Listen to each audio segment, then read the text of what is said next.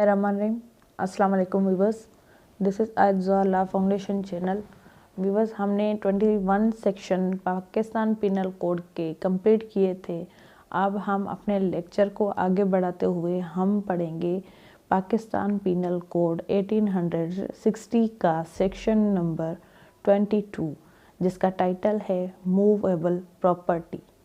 Viewers, हम इसके word पे ही थोड़ा सा फोकस डालेंगे कि ये चीज़ है क्या, तो इसमें से ही सारा कुछ क्लियर हो जाएगा। उसके बाद हम पढ़ेंगे इसकी डेफिनेशन।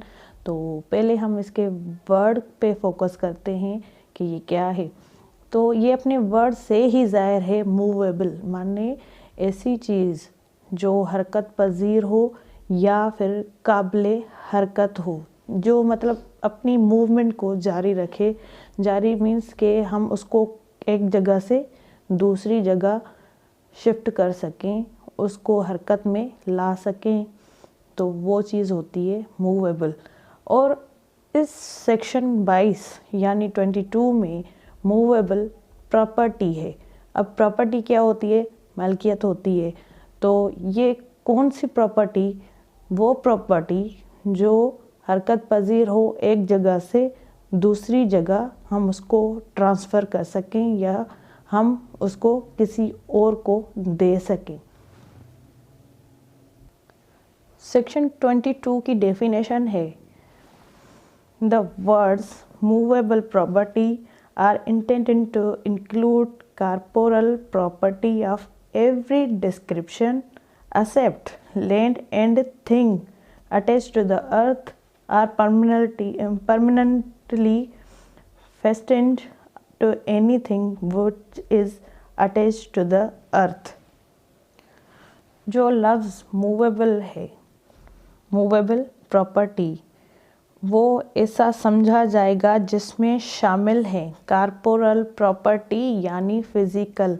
फिज़िकल मीन्स जो आम तरह से टच में हो, यानी उनका कोई शेप हो, वो ज़ाहिर हो, वो चीज़ वो किसी भी नौयत की हो सकती है। बता रहा है corporal property of every description, माने कि वो किसी भी शेप में हो सकती हैं, कोई भी उसका एक मखसूस शेप भी हो सकता है और उनके कोई रंग भी हो सकते हैं। डिस्क्रिप्शन मीन्स कोई भी डिटेल इसकी हो सकती है, सिवाय उस ज़मीन के और ऐसी चीज़ के जो ज़मीन से अटैच्ड हो, यानी उससे चिपकी हुई हो, हमेशा के लिए उसको वहाँ पे फिक्स किया गया हो, ऐसी चीज़ जो अटैच हो ज़मीन से।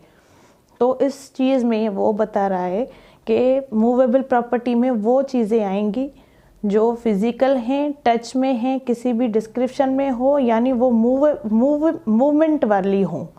ये ना हो कि जैसे हमारी एग्रीकल्चर लैंड है, वो मूवेबल प्रॉपर्टी नहीं है।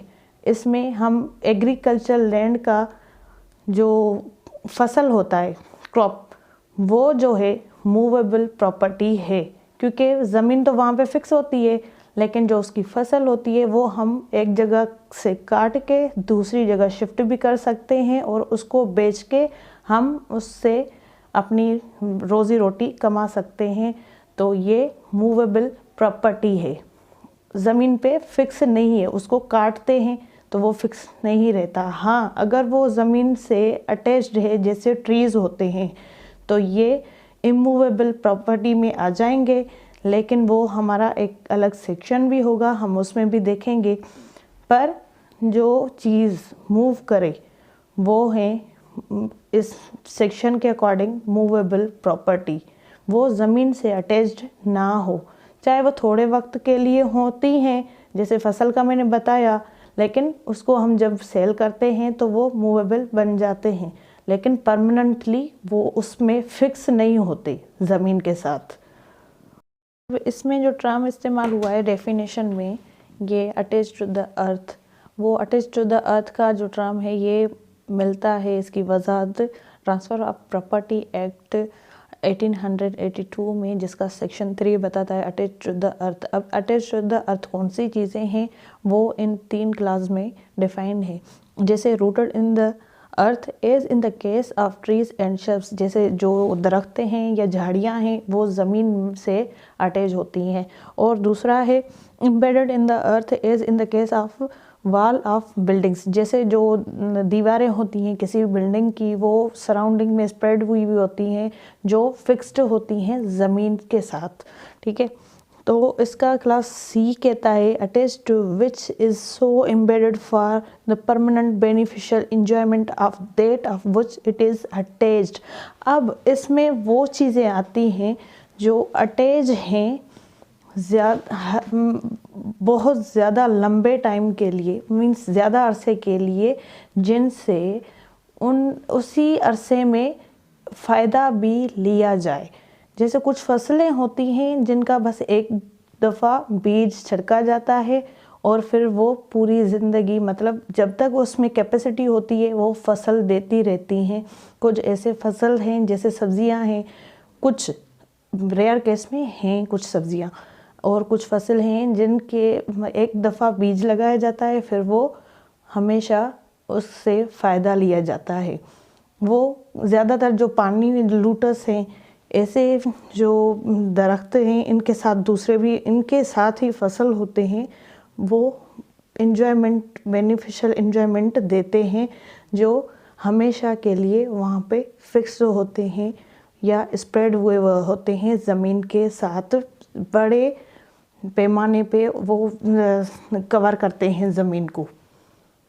यह section 22 movable property. Movable property उसमें वो चीज़ें आ जाती हैं जिसकी फ़िज़िकल अपीयरेंस हो, कोई शेप वगैरह हो, जो लैंड से अटैच ना हो, और उनके जो एग्जाम्पल हैं वो है पैसा, गाड़ियाँ, सोना वगैरह।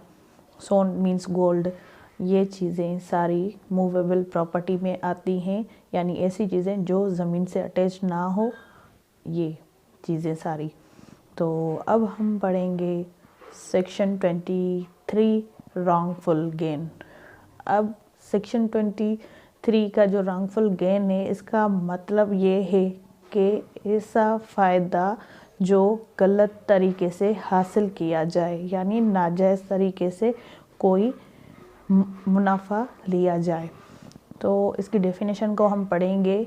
Wrongful gain is the gain by unlawful means of property to which the person gaining is not legally entitled।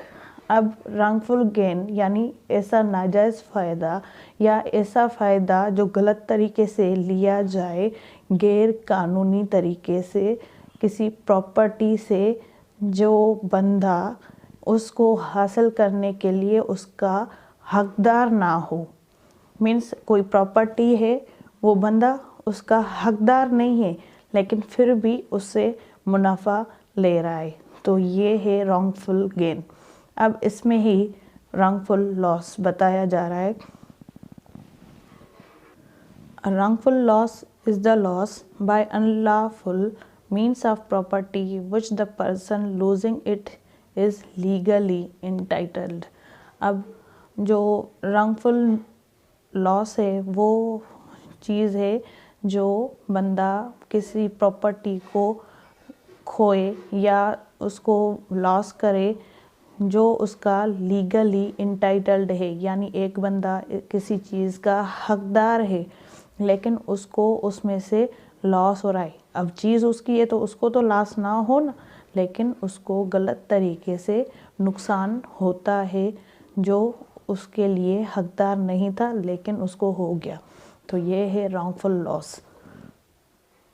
Gaining wrongfully, losing wrongfully।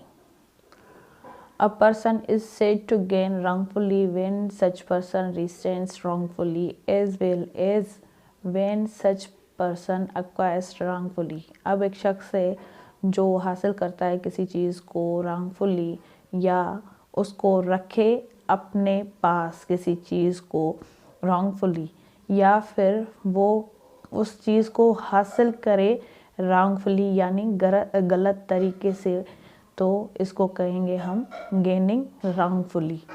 अब इसका लूजिंग wrongfully है। A person is said to lose wrongfully when such person is wrongfully kept out of any property, as well as when such person is wrongfully deprived of property. अब इसमें ये कहता है, एक बंदा है जो लूज़ करता है गलत तरीके से कोई चीज़, यानी वो अपनी चीज़ खो देता है, या वो पर्सन जो चीज़ उसके कस्टडी में है वो उसको लूज़ करता है किसी भी प्रॉपर्टी को गलत तरीके से, या किसी बंदे को गलत तरीके से डिप्राइव यानी उससे उसका वो प्रॉपर्टी छीना जाए, तो उसको हम कहेंगे लूजिंग रॉन्गफुली, यानी gaining wrongfully and losing wrongfully.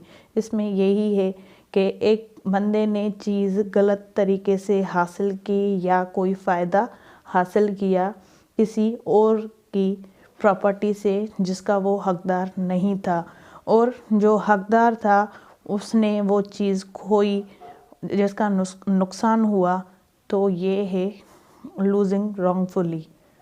जो उसका चीज़ तो उसकी है, उसको फ़ायदा देना, लेकिन वो गलत तरीके से उससे नुकसान में आ गया, तो ये लूजिंग रॉन्गफुली है। वो आया नहीं लेकिन उसको दिया गया, उसकी प्रॉपर्टी के ज़रिए उसको नुकसान दिया गया गलत तरीके से जिसका वो हकदार नहीं था, तो ये था लूजिंग रॉन्गफुली।